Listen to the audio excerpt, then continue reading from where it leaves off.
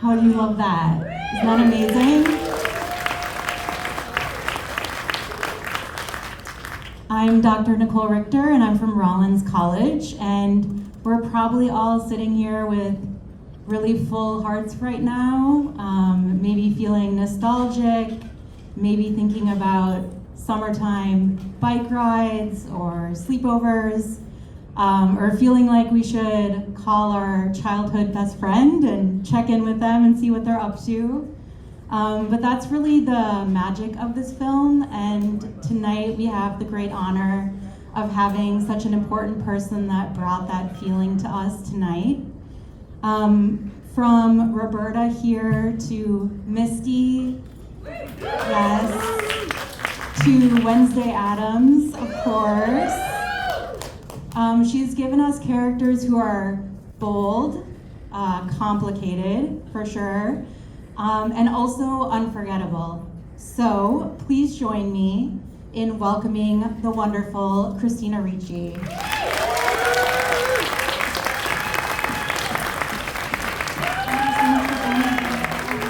Hope you guys like the movie.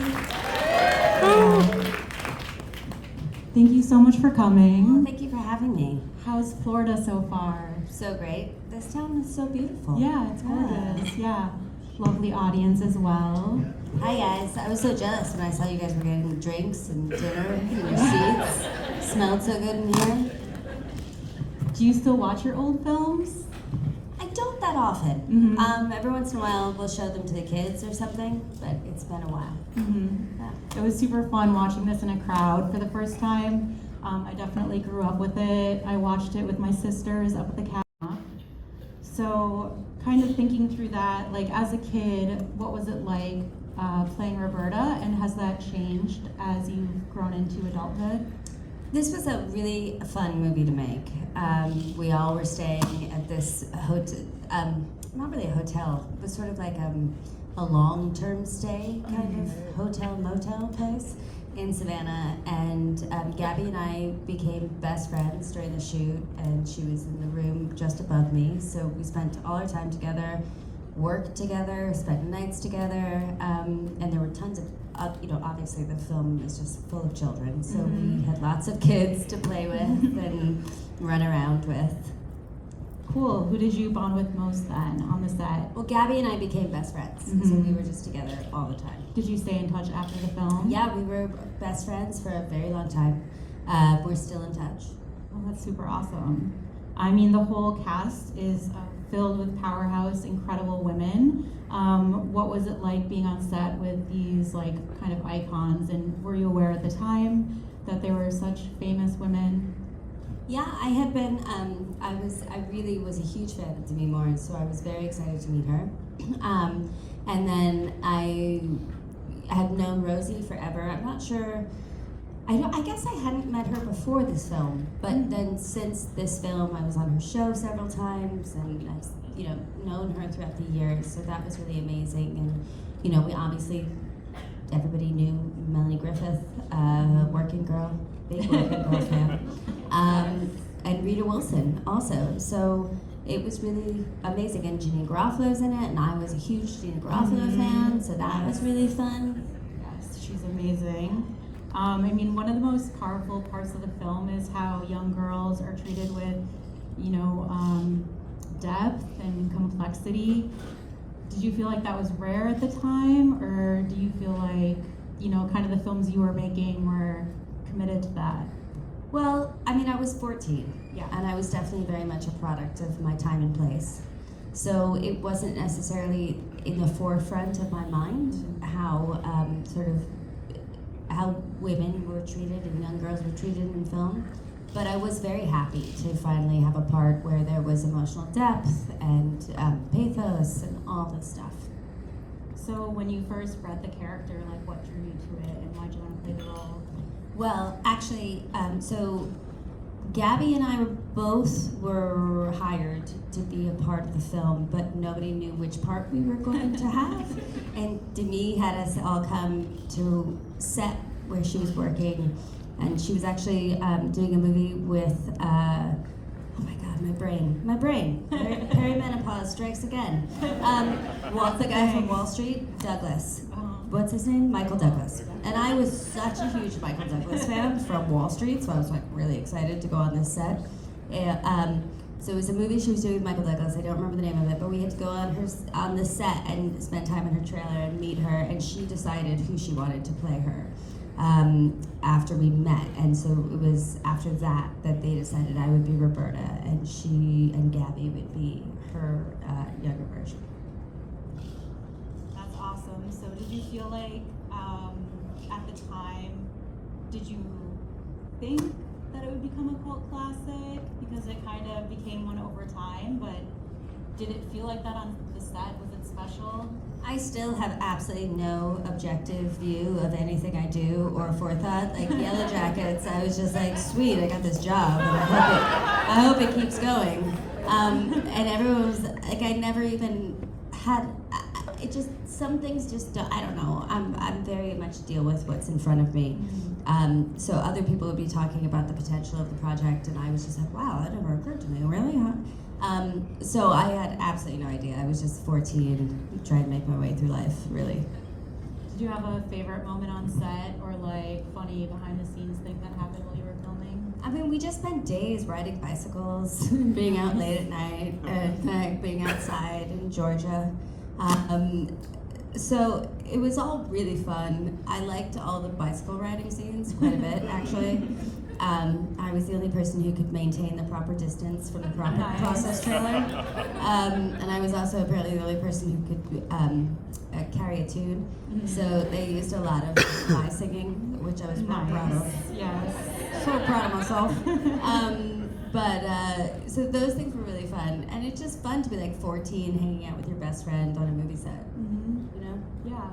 And it has a female director, right? That's right, Leslie Linka Glatter, Yes. who went on to create Homeland. Yeah. Did shows for Mad Men as well? Yes, she directed Mad Men as well, but I believe she directed the first episode of Homeland, so she's one of the creators on that. So you've worked with women filmmakers like multiple times over your career, and they're pretty rare in Hollywood. So can you kind of talk about what it was like to be on set with her and why it's important to work with female directors? Yeah, she was amazing, and you know, I think her outlook and attitude permeates the film that you see.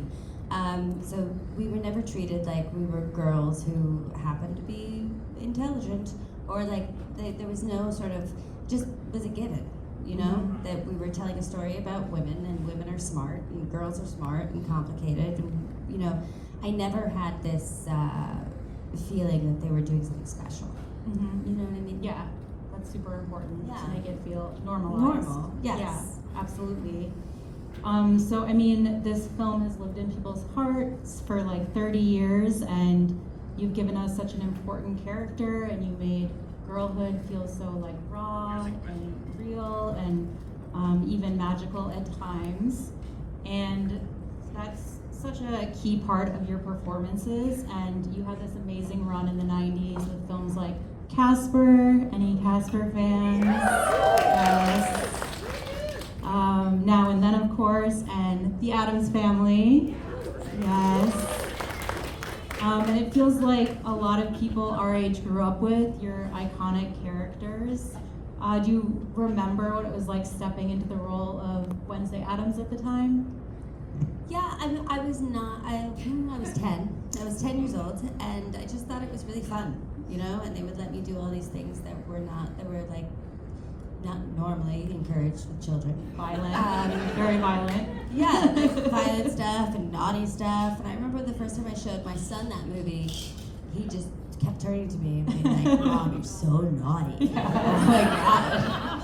And I think that was the feeling I had when I was making it, which is like, it was so fun to be encouraged to like be naughty, and to not be told to be cheerful or smile or pleasing. So all of that stuff was really like a relief in many ways. So you were 10? I was 10, the first movie. Remember, and I know you did Mermaids before that. Do you remember a time before? Yes. Do you remember a time before you were an actor? Yes, I do. I have memories. How did it shift? Well, You know, I was a very bored child beforehand. I was getting into a lot of trouble. And the sort of offer to be a child actor came just, I think, at the right time. And I was able to then, you know, it was sort of like when you find like your kid's sport that they're going to be into, or something that you direct your kid's attention to that keeps them out of trouble. And that was very much what acting was for me. So that's how you got the role. You were already a naughty kid. I was actually a very well-behaved child. Oh, good. But I was also a child that was exposed to stuff that wasn't great when I was young. And so I already had this awareness that this sort of fake, perfect childhood stuff was not true. And so to be given an outlet where I didn't have to pretend that anymore, I think was really a relief for me. Yeah. So the performance is like so precise, like so calculating. The role and your expressions and your whole delivery are so just on point to the character. Is that something you developed, or is it something you worked with the director on developing? You know, I've always been a very instinctive actor. I feel like, for me, if I don't understand the character, then I don't get the part, you know? I got it. Like, I knew pain already as a kid. I knew other people's pain, I knew my pain. I could imagine what it would be like to lose your mother in this way and to have the feelings that she had. Yeah, absolutely. Was Wednesday like similar to you at this age, or was she something completely different? No, like, I mean, I was a very, I had an awareness of things that I think some other kids my age and certainly friends I had didn't have because of the home life I had, which was not great. So I think it's some way that allowed me to have a more adult or more mature view of things. So I kind of got more of the jokes than maybe you would assume a 10-year-old would, and I understood some of the things that the movie was about. But I was not a morose child, and I was not a naughty child. I was a very well-behaved child, which is why I was so successful in my career. Yes, absolutely. What was it like working with the goddess that is Angelica Houston? Angelica was amazing. I used to go sit in her trailer with her while she smoked cigarettes and did her photo kills, which was really fun. And she would tell me things about her life, and I even at one point, like children do, asked her about Jack Nicholson. Which now I realize was really inappropriate. But she tolerated it just fine. And she was lovely, absolutely lovely to me. Yeah. And you were reunited with her on Buffalo 66, right? Yes. She played Vincent's mom in that movie. Yeah. Cool. So this was such an important role, and obviously Wednesday Addams as a character still lives on. So I'd love to talk about the new series, Wednesday, and what is it like for a whole new generation of people to kind of discover Wednesday and discover you possibly in the process as well?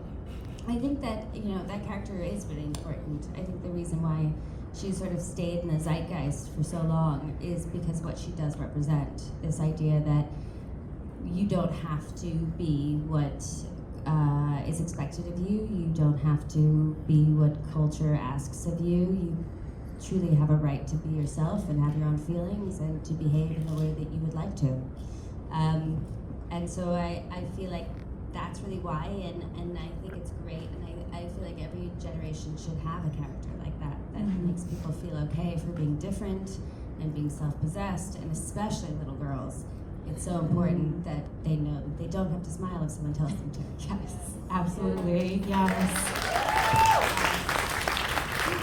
Extra claps for that.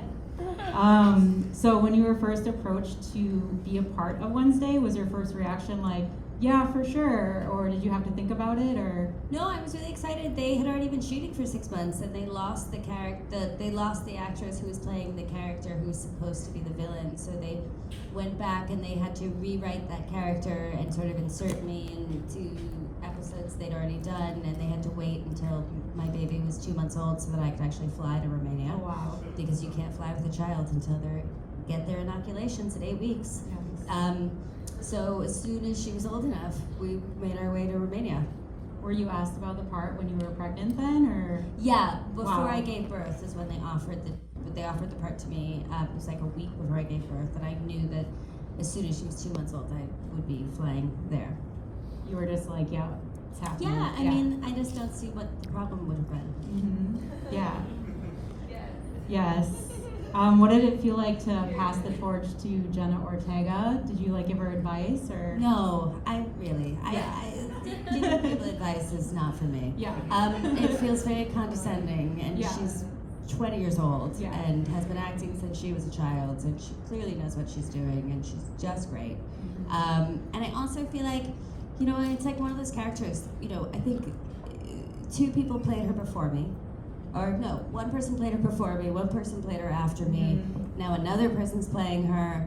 So it's like one of those things where this is a character that's going to exist. Many different people will probably play her over the course of whatever amount of time. And I don't have the kind of ownership over the character that I think people think that I feel. So I was happy to be a part of it because I think that whole world is fun, and I love Tim, and I really wanted to work with Tim Burton again, and it was just nice to be a part of it. So I think we think of Tim Burton as like this mad genius, maybe misunderstood kind of guy. Is that what he's like on the set? Or? I don't know that he's misunderstood. I feel like we get him. You get him? Yeah, You know what I yeah. mean? Well, I think he develops this outsider kind of. I think that's how he is. Yeah. And he is a mad genius, and but he's so fun, and he's so smart, and he's so enthusiastic, and he's so into what he's doing, and he has sort of like a childlike joy when he's at work, and he's just the kind of person and director that when he asks you to do something, you never question it. You're just, he asks you to jump, but you say how high. That's how it is working with him. And you worked with him on one of my favorite films, Sleepy Hollow. What was that like? Yes. That was a really fun movie. We shot it over 9 months in London, and I was 18. So I had quite a bit of fun in London, going to clubs. Really had a good time, staying at a hotel in Covent Garden and going to clubs all the time. It was great. At that time, it was a different time. I don't think they do this now. But at that time, Tim had so much weight, and Johnny had so much weight, that anytime you were working on any set, so like the house set, there were 20 scenes that you could shoot in the house set. They'd call all the actors in that could potentially shoot that day in any 20 scenes. And they'd get all this ready for 2 hours, and then Tim would show up and decide what scene he wanted to shoot that day. So sometimes you just got in hair and makeup and then went home. But it ended up, that was also really fun, because you might not do a full 17-hour day, but you get to go for a little bit of time, then you go back, and it just felt like, it feels more like an acting troupe than like a normal movie, I guess.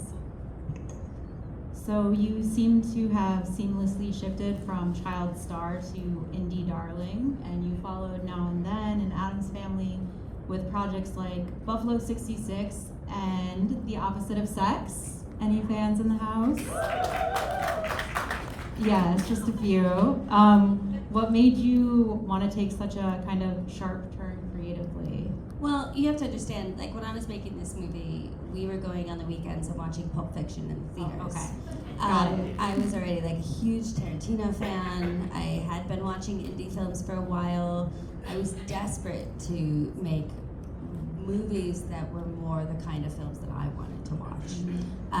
In fact, one of these bike scenes, they were like, it's MOS, which means without sound. So you guys just talk and laugh and do whatever. And so we did.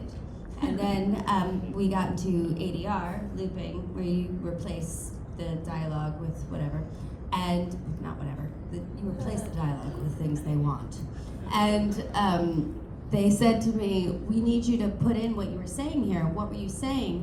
And I was like, Gabby and I were yelling lines from Pulp Fiction back and forth. We could not put that in here. So I was really, I was excited to be in films that were more, like I said, things that I wanted to watch. And I just happened to get very lucky. Because when I was a child actor, the rule was that when you became a teenager, you had to stop acting.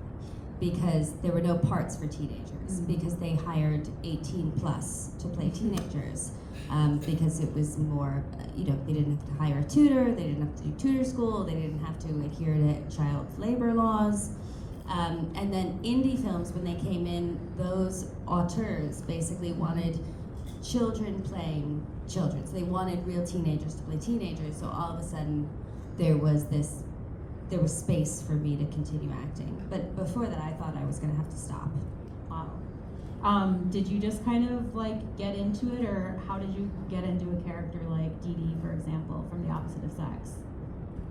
Well, my mother read that script. She read it first. She was like, this is great for you. You won't have to do anything. So I wasn't like a racist homophobe like the character is. But I was very much somebody who, I was like a gross teenager who said a lot of nasty things. Just go with that. Were you super manipulative and cynical? No, I wasn't manipulative, but I was very, you say cynical, I'm saying I had a great take on what the world's actually like. Realism. I was a realist. Yes. What was it like, kind of, because it was such a big hit with critics and it was kind of an indie darling at Sundance? What was it like being a part of that moment? It was really fun.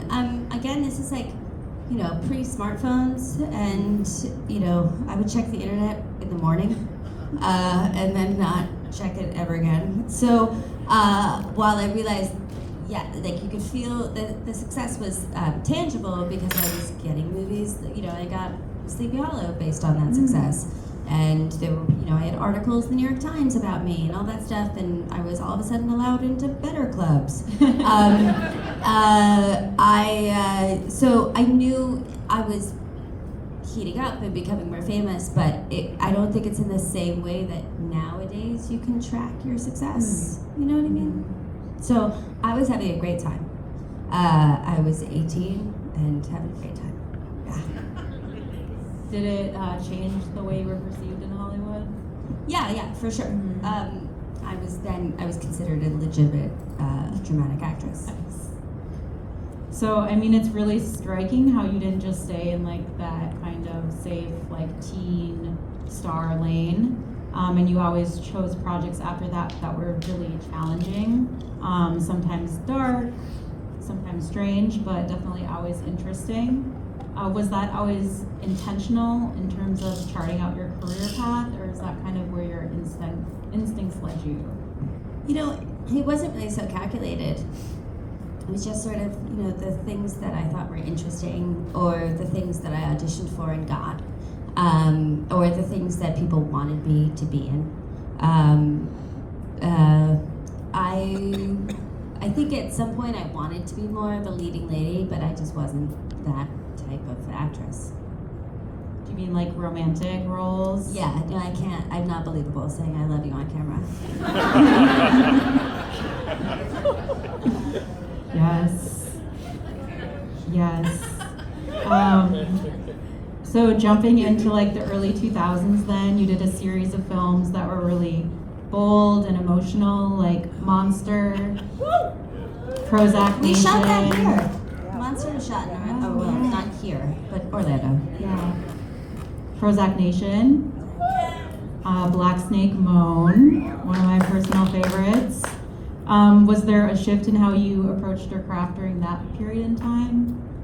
I think that I've always really wanted to see myself as an artist, and it took me a really long time to actually feel that way and to see myself that way. So I think I was always pushing myself to prove to myself that what I was doing was art. So taking on more and more challenging content? Yeah, more challenging content, things that would be scary to other people. I think I was just always really excited by. I like anything that I haven't seen before. That's always really exciting to me. Yeah. So a film like Prozac Nation, which is super emotional and about depression and some really difficult subject matter, what was it like to kind of approach that? Are roles like that like emotionally taxing for you, or are they ways to kind of process energy, or how do you approach it? Well, I just went into that without any forethought, and coming off of like the biggest influences in my career just before that being people like Johnny Depp and Vincent Gallo and male actors who basically were just like, whatever you gotta do for the performance, all that matters is it's on film. And there was never any talk about like taking care of yourself during the filming. So I had a really hard time during the filming of that and afterwards. It took me months to actually sort of recover from that. I just, it's like that whole act as if thing. The idea that if you keep smiling and acting like you're happy, eventually it will permeate. Well, if you're constantly spending all day crying and thinking about the worst things that have happened in your life for like 3 months, it's gonna put you in a bit of a hole. Especially when, like, I was only 20 years old. I didn't have any idea of how to take care of myself emotionally or mentally. So is it worth it in the end then? I mean, I'm fine now. Yeah. So that's good.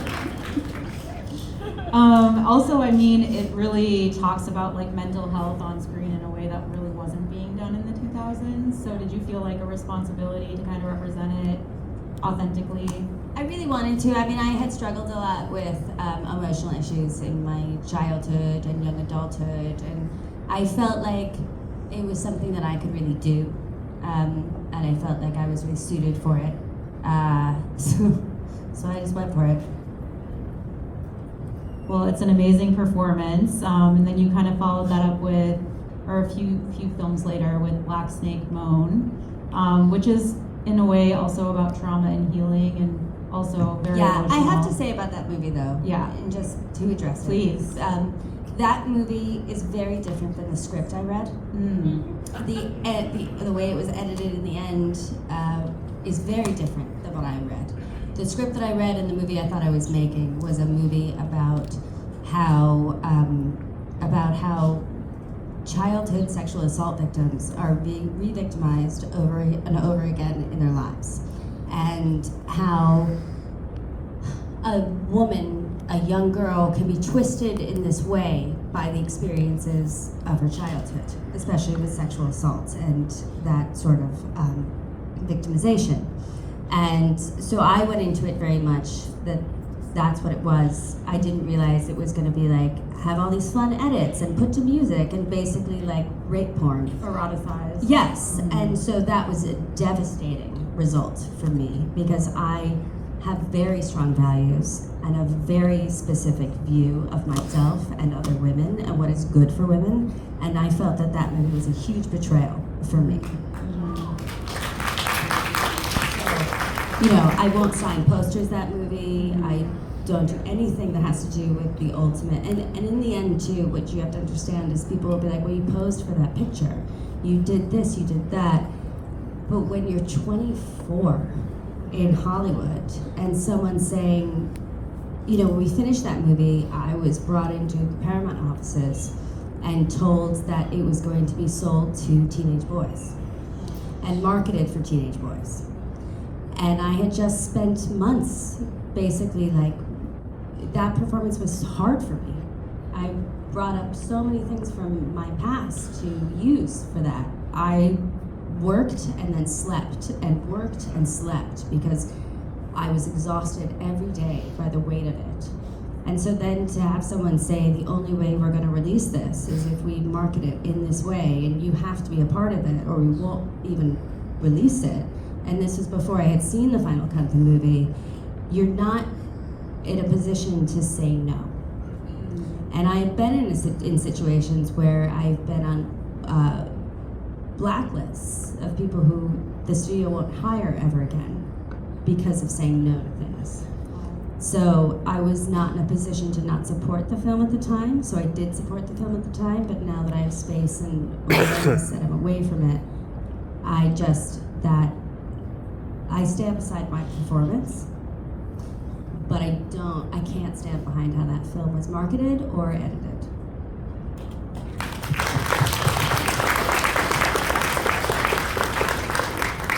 Do you feel like now, as you're older, do you feel like you have the space to push back when stuff like that is going on new content that I just you're think making? that I have the experience now to be more careful, to know to put things in my contract, to ask more questions, and now it's a very different world too.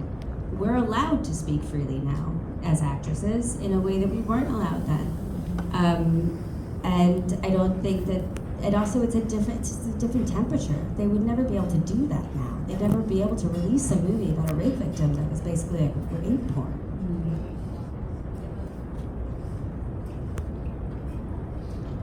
So after that, you moved into more television, and you did. Let's lighten it up a little Yes. bit. Well, I don't know if it's light. I was going to ask about Lizzie Borden. Oh. Is that I mean, whatever. Yes. Yeah. I did. Yeah, but I did before that. I did Pan Am and Grey's Anatomy. right? Yeah. So lighter, Yes. some light stuff. So Lizzie Borden, you were Yes. also a producer on and I a was. star. Like, what made you want to kind of bring that to life? That was another one of those things I went and shot that 2 months after my son was born, and so I had been, I hadn't worked in 10 months, and that came across my plate, and I happened to be interested in true crime, and I was fascinated by that story, and I thought that would be a fun thing to be a part of, and they offered me the option of being a producer on it, and that sounded good. Do you see her? I mean, she's definitely like a villain, but she's also a victim in a lot of ways. How did you decide to kind of ride that line?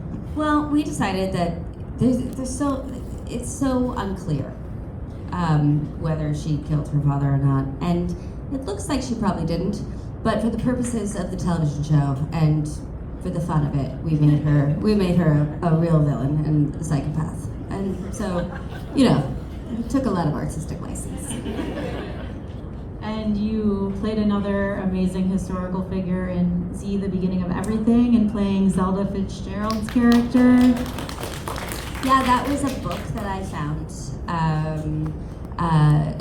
The book is just called Z, and I loved that book and immediately took it to Killer Films, Pam Koffler at Killer Films, and Christina Ricci, and to see if they wanted to. They hadn't done anything in the realm of television, and we just happened to be really lucky and get that set up.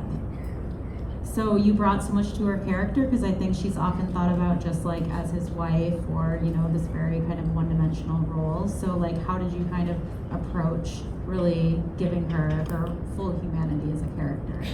Well, what I thought was so interesting, and that I really kind of gleaned from the book, was this idea that she, she was somebody who, she had a best friend when she was younger. So she was this young, vivacious, beautiful Southern belle. And she had a best friend at the time who was also young, beautiful, vivacious, and very smart. They were both very, very smart. And her best friend ended up going to one of the first women's colleges, becoming a writer, and did all the hard work to establish herself independently. And Zelda really kind of took the easy route, where she married into what she thought was going to be a life of acclaim and privilege, and she thought she'd write alongside him and she'd be in all these worlds, and he ended up taking a lot of her writing, and she ended up being very much pushed to the side, and he also wasn't who she thought she was marrying. And so what I loved was this idea of this woman who had been given so much and was sort of spoiled in many ways, but she made just a mistake any of us would make. You know what I mean? People make mistakes, and the fact that she had to then suffer. What I thought was so interesting was the idea of watching this young woman realize the mistake she'd made, and then how she dealt with it afterwards, and sort of showing people that instead of showing the sort of infamous version of her, this malign sort of, she ruined his life and she was this horrible drunk and she just took advantage. You know, I wanted to show the other side of that. Yeah, and now you're of course having so much acclaim with Yellowjackets. I'm sure we all love so much. So let's talk about Misty. I mean, you've played all of these amazing, complex, and sometimes misunderstood women, but as you said, realistic in their worldview. So when you first read Misty, I mean, she might take the cake in terms of the, you know, just all of the different aspects that she has to her character. So when you first read the script, like, how did you react and what drew you to her? Well, with television, you only read the pilot and you sign on to the pilot. And the pilot for Yellowjackets, I only have one scene in which I abused an elderly person. So, you know, I was like, gotta do this. No, but what I thought was so like I am sort of, I'm fascinated by human behavior. And so the idea of playing someone who is so petty, who feels so small inside, that they abuse somebody so vulnerable, to me was very interesting. And the idea that then we'd get to see what she does when she goes home, or, you know, how she is at the grocery store. Like, that person is fascinating to me. Even also, like, why is she so, she comes into this room and she's like sweet and charming, and then she feels rejected by this patient and then abuses the patient. And to know, like, what's wrong with her, that affected her so deeply, and that she could go to such extremes. I think that to me was so interesting, and the idea that then we would get to have episodes and episodes where we would explore this character, for me, was very intriguing. Were there any scenes that were especially kind of like emotionally difficult or even physically challenging to do? Well, I think the hardest thing was that I didn't realize she was supposed to be funny. She's so funny. I had no idea. And then so I shoot the pilot, and people were laughing at this one scene I did where I like walk out and I'm like, "Happy Friday," and everyone was laughing. And at the read through, and I was like, why? That's not funny. She just abused an old person, or whatever. And then the second episode, there was really quite a lot of comedy in there, and I was just like, what? Because I don't consider myself to be a comedic actress. So that was actually challenging for me. And this idea of being funny, I find playing comedy to feel more vulnerable than playing drama. I mean, the film or the show deals with so many intense themes about like survival and human existence and these larger questions about meaning and the human condition, and it ranges from like survivalism to nihilism to belief in the supernatural, or, you know, a higher God. So kind of in all of that range of worldviews, where do you kind of fall? Or it's a big question. What? Would you eat the ear of your friend immediately after she died, for Probably example? not. No. Okay. I mean, I'd be foraging. You what? I'd forage. Okay. You'd forage. I mean, I would, eating people would be like my last resort. Really. So the show has been so successful. Has that like influenced you creatively or personally in terms of the next projects that you're going to do? Yeah, you know, it's been amazing. The show has been so successful. It's been wonderful to see the acclaim it's gotten, and, you know, the awards it's gotten and all that stuff. And I think it's really opened up a lot of different avenues for me. I have a production company where, you know, we've got a lot of IP and things in development, and hoping to make our own content and, you know, TV shows and film. So that's been great because it has given me sort of the clout to be able to do that. Yes, and congratulations. You just got your star on the Hollywood Walk of Fame.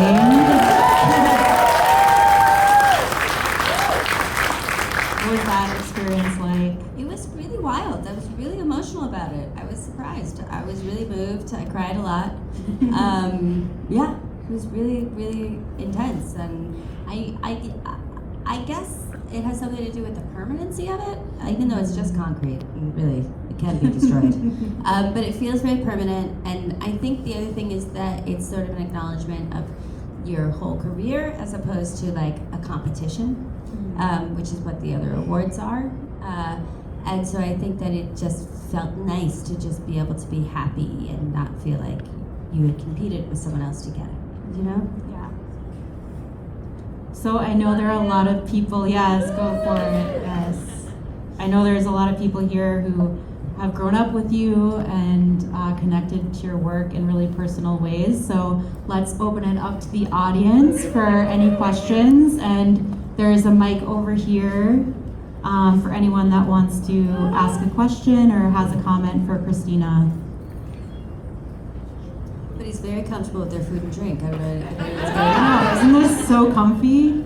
Hello. Hi. Hey, I love Desert Blue, and I'd like to hear your thoughts about the film and also your experience in shooting the film. How was it? What was your experience with that? That was really fun. I was really good friends with the director, Morgan J. Freeman, not Morgan Freeman, Morgan J. Freeman. I had been friends with him in New York, and most of the actors and people in that movie all were sort of this group of people that were hanging out in New York before that. And then we ended up in Tonopah, Nevada in a motel, all of us, and we were all like under the age of 25. So we had a really good time. Yeah. There were ATVs. Awesome. Thank you so much. Thank you. I have to lower this. All right, cool. Hey, first off, thanks for coming. Thank you. We love having you. Obviously, you've had a really long and amazing career in acting and with television and movies, and acting just really, it just seems so natural to you. And I'm curious to know what your most challenging role is, the one that's tested you the most. I think Misty has been really hard because, you know, playing a character over 3 seasons, you bring so much of yourself into your parts, and we can't help but grow and change over time. So when you're playing the same character and it's been, like now, we started in 2020, so it's been 5 years. I'm such a different person than I was in 2020. So to try to maintain the integrity of the character when so much of me that I put in there is different has been really difficult. And also, the character has an arc and growth and change. And especially with this season, she's very different. Misty all of a sudden curses. She's mad. She hates her friends. And that's a very different character. So to try to incorporate all the new stuff and still make sure that she's the same person that everybody loves has been a very difficult calibration. Thank you. Thank you.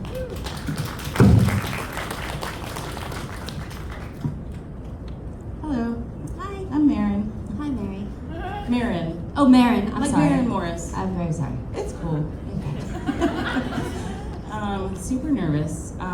Okay, so watching the movie again for like the 100th time earlier.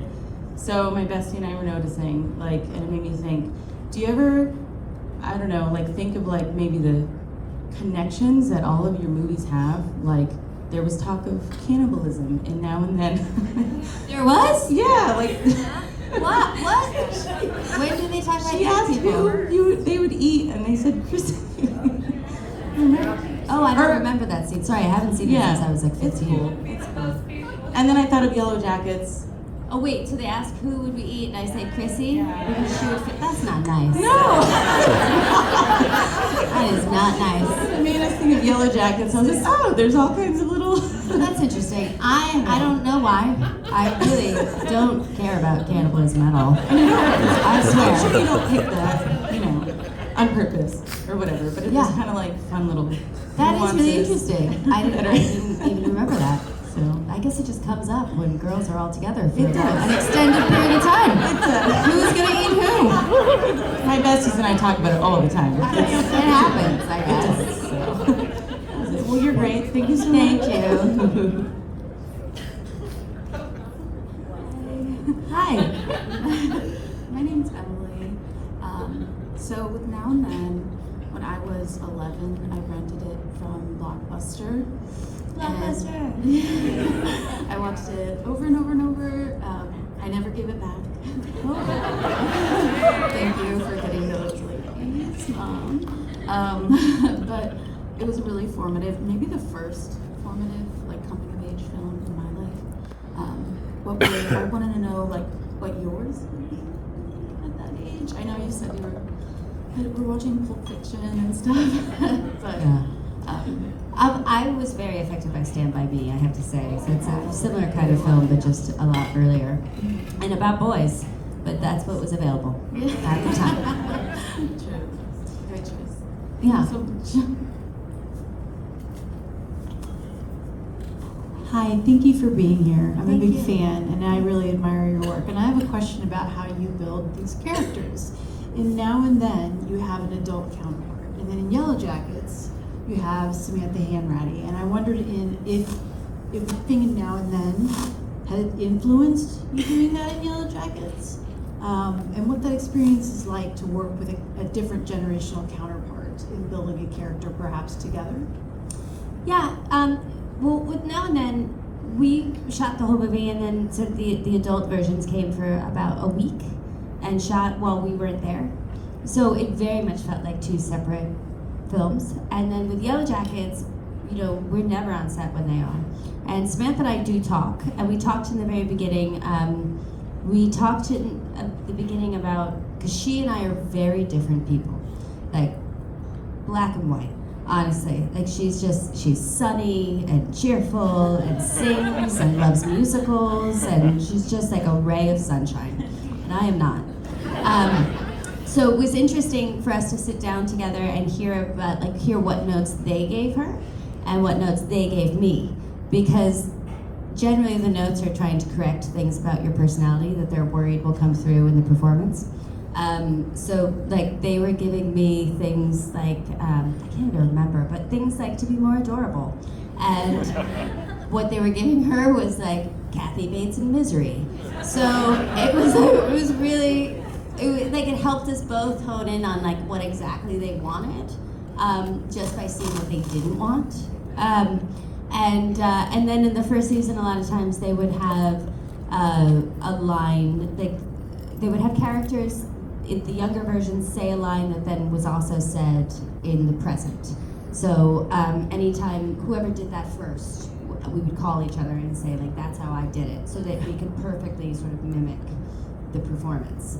But other than that, you know, I think that you think about a person who's been through so much over 30 years, how similar are they going to be to the person they were before that? And I think that our writing is so strong, and the casting is so good, that we don't actually have to try that hard to seem like older and younger versions of the same character.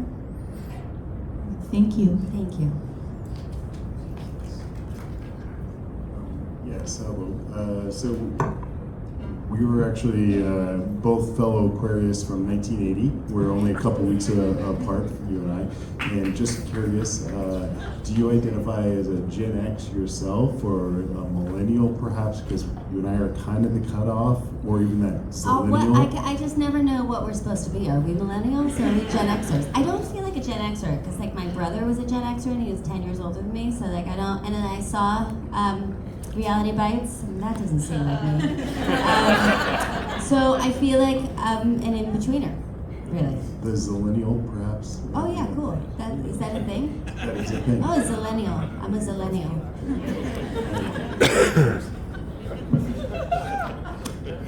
Hey Christina, Hi. I have been so admiring of your work for so long, because Thank you. you blast the doors open for women and girls and how we can be in life and in movies. And I'm just wondering, as you have been working this long in the industry, have you seen a movement of form? And like you were talking about, you weren't going to be this leading lady, but in many of our eyes, you are the leading lady. We don't want those other leading ladies. Well, thank you. I appreciate that. But at the but in terms of what they were casting as leading ladies, I could never be that. You know, there was a huge period of time in my 20s when it was just like, to be a leading lady, you had to be the girl. Like, they were looking for the girl next door for rom-coms, and I just couldn't. I went and auditioned because they made me, but I never got those parts. No. So I guess that's why I say that. Yeah, I never was able to do it. There's just something, I don't know, about me. Do you think that form of that expectation around that is changing? Do you think that there's a flux in terms of how artists are being represented in film and the structure of narrative films today? Yes, and I do feel one of the things that supports that is that, especially with all of the streaming content and how much content they're making, they're now making things that are for specific audiences. So no longer does the leading lady have to appeal to everybody. You know, you can be more specific because this is aimed at this specific audience. And that allows for a lot more sort of specific and interesting and individual and unique leading ladies. Thank you. Thank you.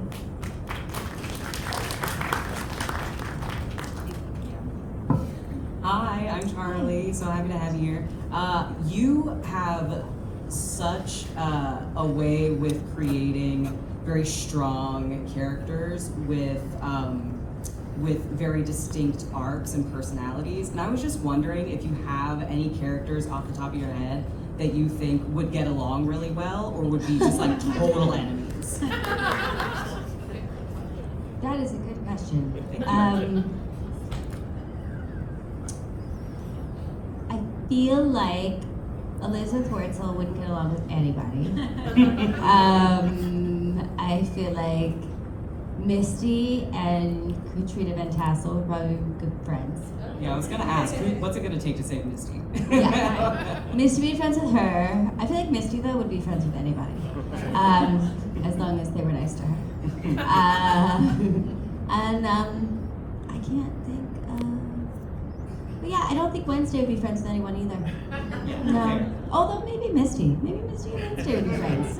I'm not really sure. Yeah, That might be that golden retriever black cat energy. Yeah, they could be, but she's like she's a vicious golden retriever. Mm-hmm. Yeah. So yeah, they'd probably be friends. Cool, thank you so much, appreciate it. It's the buddy comedy no one knew he needed. Golden retriever with rabies, maybe. Yeah, she's a hateful golden retriever. Thank you so much for being here. Thank we you. love you in Orlando, and we appreciate you. You know, you're all over the world right now. My question is, you mentioned not really having a choice at 14 or 20 or whatever it was, your age. You have children. Would you encourage them to be in the industry? And if so, what guidance would you give them? Well, the industry has really changed, even over the past 10 years. So I think it's a little bit less of a scary industry than it used to be. I've always told my son has wanted to be an actor for a while. And I've always told him that the best thing for him to do is to, if he wants to be an actor, to study acting, to like hone his craft, get as much life experience as he can, so that then when he's like an adult and ready to actually do it professionally, he'll come out, ahead of everybody else. But I think, I'm not sure, I'm just not sure if it's good for kids or not, to be completely honest. I I have a don't. 2-year-old, so he's got a really long runway. But You have a he 2-year-old? seems to love the stage. Well, so I just think that, so the thing that I felt, so I didn't have any like horrible things where I was taken advantage of or exploited in ways that I couldn't deal with. But the one thing I think is not 100% great for a developing child is that when you work on a movie or a TV show, the sort of, the general idea and theme and mode of operation on set is that no one person is more important than the finished project. And that's not how we actually raise children now. they're more important than anything else, right? In our families, the children are the most important things. And I think it's one thing for an adult to go through childhood and then join something where they say, I know I'm important, but I'm going to put aside my importance for the good of the group.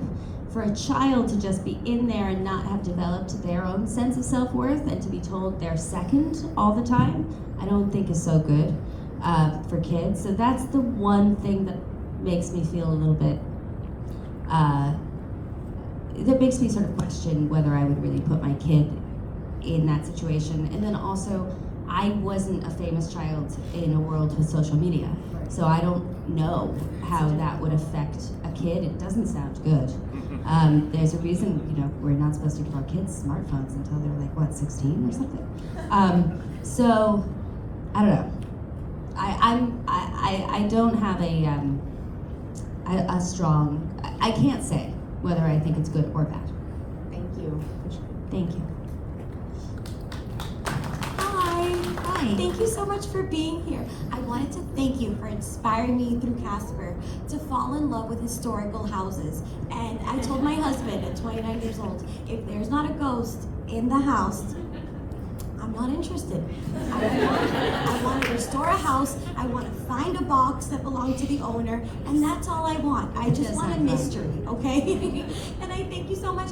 And the Casper movie really, I think I was 9 when it came out, and it really, it's a children's film, but it has a lot of adult comedy in it. And the point where, the blonde's silicone boobs is the only thing that ends up after she disappears, and I was like, oh, okay. So there's more to this than I think there is. That's so funny. I'm 9, but I sort of get it.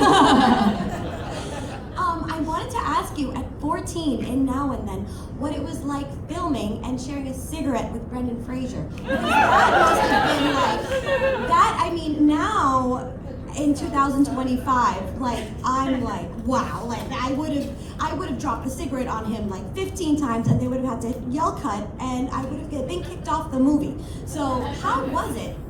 What was it like? And were you aware at 14 of the fact of all of the Hollywood history that you were acting with? Were you aware, or was it just are you aware more of it now? It's a complicated question. I would say a 5-parter. I will say I can't remember what Brendan Fraser had been in, but he'd been in one movie before that. Was it George of the Jungle? Because that would have that was after. That would have so torn he me was. up. I would have been like, oh my god. No, I think he'd been in Airheads before That's that, a good one, though. and maybe one more serious. There was some serious movie. School Ties. Yeah. So we. Encino Man? Do you want me to answer the question? Yes. Okay. So we were aware of him. We knew he was a hot young actor. I was the oldest. I was 14. Gabby was 12. Gabby and I were already smoking cigarettes. So when we got to set, they tried to give us those honey rose fake cigarettes that they make everyone smoke now. And I went to my mom and I was like, I can't smoke that shit. So you need to go and tell them they can give you real cigarettes. And my mom was like, she's gonna get a headache if she smokes those fake cigarettes. Give her a real cigarette. So we got Parliaments. He also wanted Parliaments. So he was like, oh great, I thought I was gonna have to smoke the fake cigarettes because I was smoking with children. I was like, no, not us children. So it was great because we got to smoke. It was fun, and I was excited, and I thought he was really cool, and it was really fun. I remember being very impressed by him, and it was good. I've seen him since many times. He always remembers me, which is nice. Thank you so much for Thank being you. here. I'm so Thank happy you. to see you. And so you restore old houses? Well, we bought a 1947 house. Nice. And we're trying to furnish it back to the 1940s. So we've got the tile flooring and all the natural regular furniture and the real doorbell and the everything. Cute. So we're trying to bring so it back. nice. So yeah. Maybe you'll find something old in the crawl space. I hope so. I hope so. Yeah. I want that for you. I love it. Thank you so much. Thank you. Hi, Christina. Hi. I just wanted to thank you for introducing me to indie films and actually to this film festival. I'm also a 1980 Zillennial, I guess. I had not heard that before. But I probably like a lot of people in your room, as I was like a teenager following you and you started to take those more indie roles, like I had that same kind of wanting something different at the same time as you were taking those roles. Anyway, I saw Buffalo 66 here at this festival in 1998. Oh, wow. And that was my first time at this amazing. festival. Interesting story about that. At one showing, it wasn't in this particular room, it was in an adjacent theater. And about halfway through the movie, some of the lip sync started to get off, and then it started to skip a few frames, and a little more than halfway, it did that thing where it like stopped on screen and burnt through the film, and the whole the whole audience went, oh, because that's a hard movie to stop like 2/3 of the way through it. Yeah. And 10 minutes later, one of I guess the festival volunteer who drew the shortest straw had to come down and say, "Sorry, everyone, we can't fix this." So I had to wait. It was like a year before that movie actually hit a release, and I came and saw it here in this theater. Oh, wow. But very much worth it, and I just wanted to share that story. Oh, with you. thank you so much. That's Thank you for being amazing. here. That was a really long time ago. Yeah. Thank you.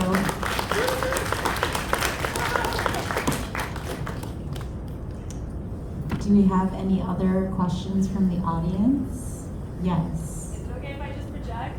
Yes. So everybody said about you being their inspiration. I want to hear about your biggest inspirations other than, Johnny and all the men. I want the female versions of what made you who you are today. If that's okay. Yeah, that's totally okay. But unfortunately, my biggest inspirations in my life were Richard Pryor and Gene Wilder. So unfortunately, yes, and the toy. Oh my God, the toy. So I was obsessed with them as a child. I wanted to be Richard Pryor when I grew up. Yeah.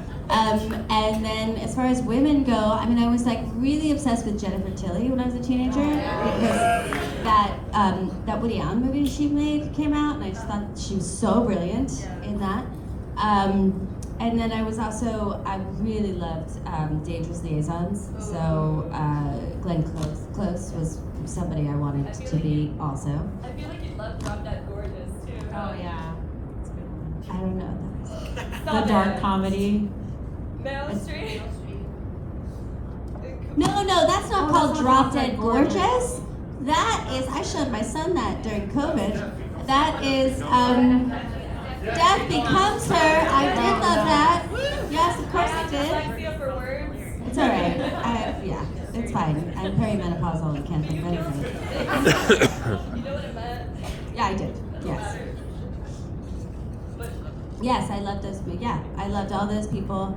I was a really big Glenn Close fan, and I loved Amanda Plummer too. All those people at that time. Linda. What's her name? Sorry, I can't remember her last name. So I'm just gonna. Margaret Allen? No, this was older. It was an older lady. Now she's older. I am watching Housewives, of course. Of course. She's amazing. I love her so much. I watch it with my mother, who lives with me. She's 81, and we watch Housewives.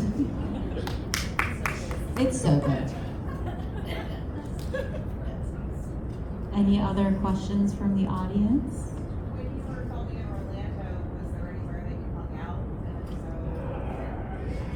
Well, we ended up, because it was an indie film and we had so many night shoots, even when we were in the studio, we ended up shooting all night long. So we were we slept all day and worked all night, even when we were shooting interiors. So I didn't end up going to many places at all. I went to, I think, Morton's at one point.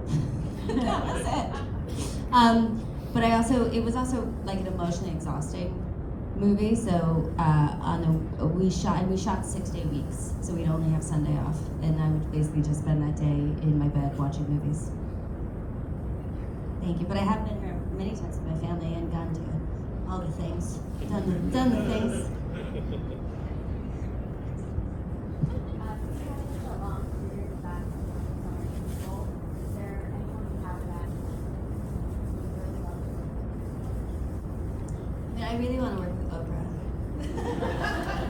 just want to work with her and hug her and be around her.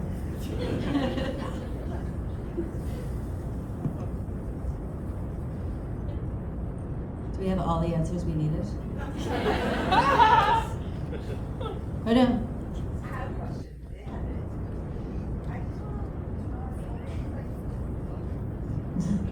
I have 2 kids. So, I mean, I would say the thing I like the most that I do in my life is I train Muay Thai. And that's like the only thing I do twice a week that I actually enjoy. Because I'm a mom. We're in the weeds right now. Yeah, but I like stuff like that. I mean, I'm very old, so I like gardening. And I like birds. It really does. I was saying to somebody recently that my favorite thing I was saying tonight, my favorite thing I've done recently was I got really stoned and I went to Lowe's. And I was like, oh my God, look at all these affordable rugs. this bathroom set I could install myself. And then we went to the garden center and I was like, I could grow carrots. Yeah, it was just a dream. So yeah, that's the kind of stuff I like. I'm sorry, you asked me the question, not you.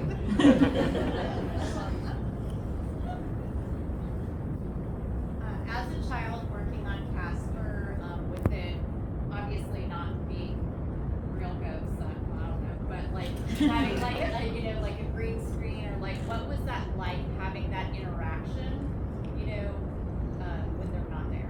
It was early days of that kind of filmmaking, and basically what we would do is we would do a blocking rehearsal, and there would be a tennis ball on a long kind of arm thing, and they would mark where the ghosts or Casper or where they were going to be, and then I would just memorize that positioning for the scene, and then they would take it away, and I would shoot without anything there, just with memorizing where people were supposed to be.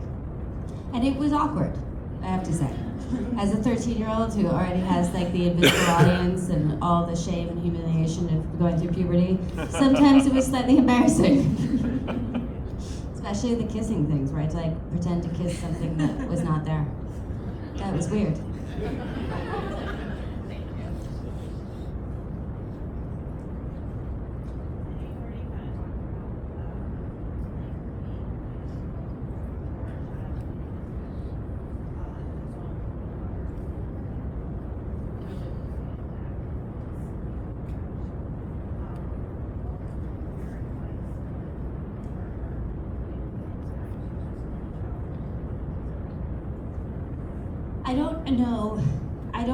I'm not so familiar with the avenues to get into it, so I can only speak to what I think is really important psychologically and emotionally. I think just always having a really strong sense of who you are, and reminding yourself all the time who you are, and this idea that like sometimes yes we have to pretend, and sometimes yes we have to do things we might, I don't know, that's the thing though. She's going to have to do things she doesn't love, and that might be embarrassing to her. And I don't know how you help a child through that. Do you know what I'm saying? Because I'm not an expert. I just went through it. I think the other thing is that there's a lot of pressure and a lot of stress. And I think that as long as you kind of guide her through really healthy coping mechanisms for stress, and also I think having somebody to talk to and just say like, yeah, today was crazy on set.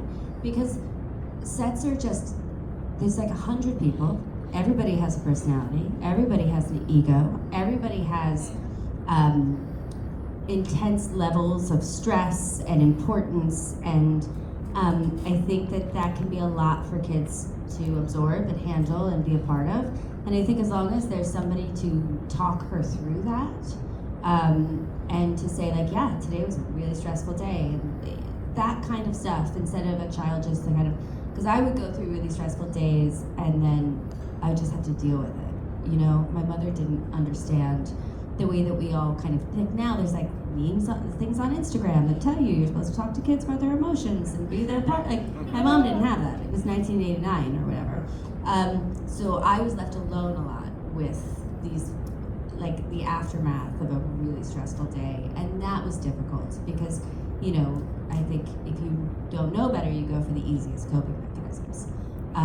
So I think that that's the thing, just always being really communicative about what's going on, and that she is a child in an adult world, because it's a workplace, you know?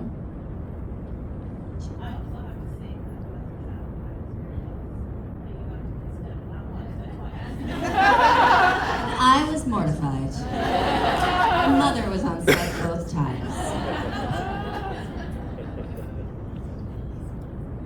I think we have time for 2 more.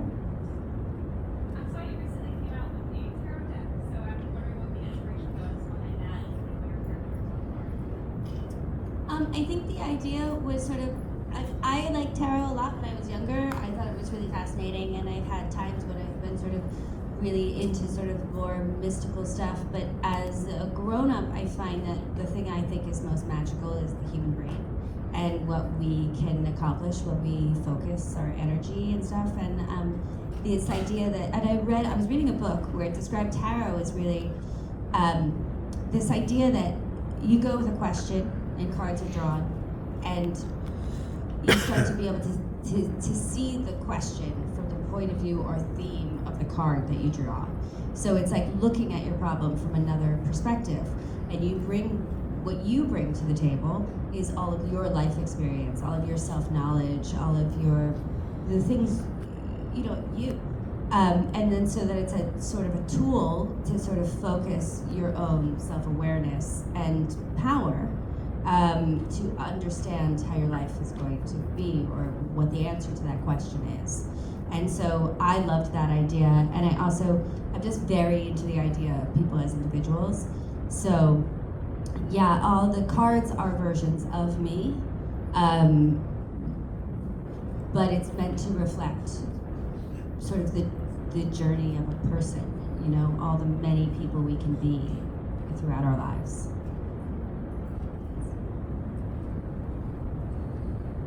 I know that you are well known for film and for TV, but is there a stage role that you have wanted to play and haven't had a chance to, or do you ever find yourself on the stage or favorite screen overall?